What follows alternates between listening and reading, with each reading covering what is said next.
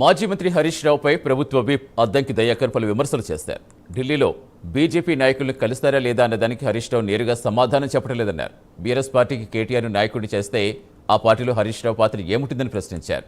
వైఎస్ఆర్ని కలిసినప్పుడే కాంగ్రెస్లో చేరేందుకు హరీష్ రావు మానసికంగా సిద్ధమయ్యారని తెలిపారు అద్దంకి దయాకర్. కేటీఆర్ను వర్కింగ్ ప్రెసిడెంట్ చేయడంతో హరీష్ రావు పరిస్థితి అగమ్యగోచరంగా మారిందన్నారు.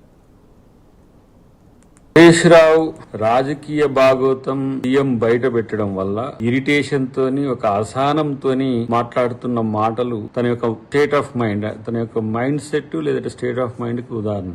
నిన్న అందరు కూడా ఏమంటారు, సిద్దిపేట చిల్లర రావు అనే కాడికి వచ్చిన పరిస్థితి ఉన్నది. రాజకీయంగా విమర్శ చేస్తే ప్రతి విమర్శ చేయడం అనేది చేతగాక ముఖ్యమంత్రిని ఇష్టం వచ్చినట్టు మాట్లాడితే అఫెన్స్ అవుతుంది అన్నట్టుగా నువ్వు చేస్తున్న చిల్లర వేషాలు లేకపోతే నువ్వు ఆడుతున్న దొంగ నాటకాలని తెలియని కాదు హరీష్ రావు. ఢిల్లీకి పోయి బీజేపీ నాయకులతో కలిసింది వాస్తవమా కాదా అంటే వాస్తవం అయితే వాస్తవం, కాదంటే కాదు అని చెప్పాలి. కానీ ముఖ్యమంత్రిని వ్యక్తిగతంగా అనడం ద్వారా నువ్వు చేసిన దొంగ నాటకాల గురించి తప్పించుకోలేవు కదా.